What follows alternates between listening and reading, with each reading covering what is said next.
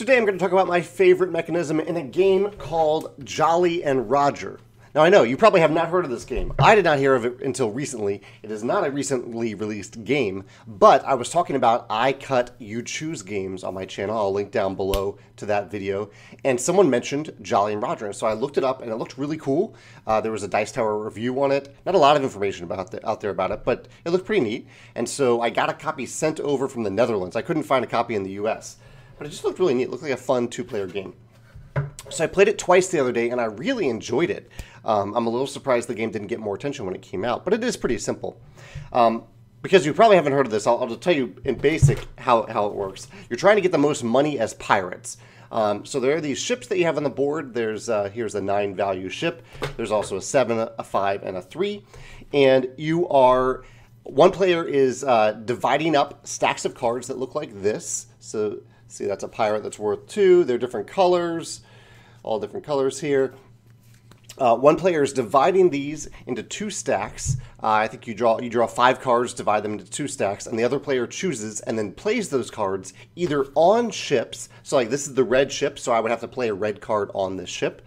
Or if they control the ship, so currently if I have a higher value, so say this is a number 1 card, so say I have these 2 red cards on the ship and my opponent only has one of these cards. They have a 1-value card on the ship. Then I control the ship, and if I control a ship, I can instead take one of these cards and book it under my, reserve it under my treasure chest. So I have this treasure chest, so I can take this card and put it under there so that at the end of the game, I get $1 for this card, but the cards go up to like 5. So I could book, if I control a ship, I might see this 5 green.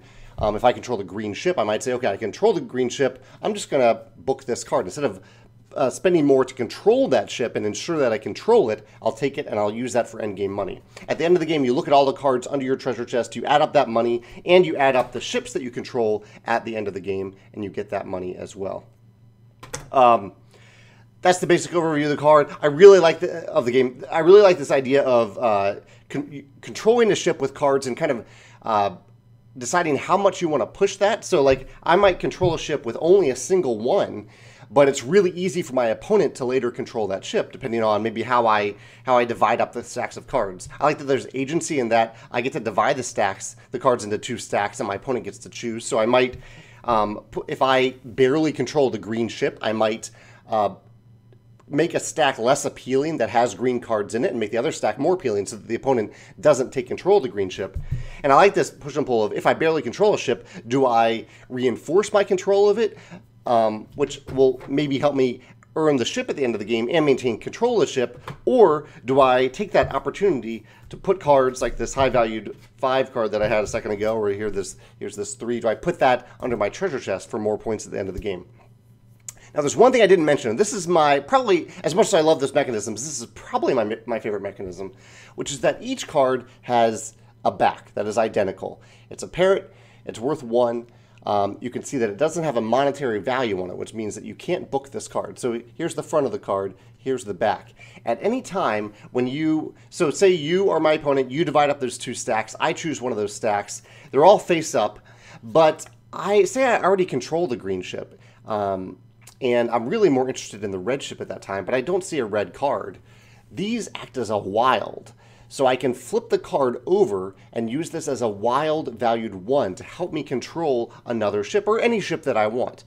I really, really like this flexibility in the game, in that if I'm not seeing the card colors I want, or if my opponent is dividing up the cards in a really clever way and I'm not, maybe I want red and green and they put red and green cards in the opposite stacks, I can always flip this over.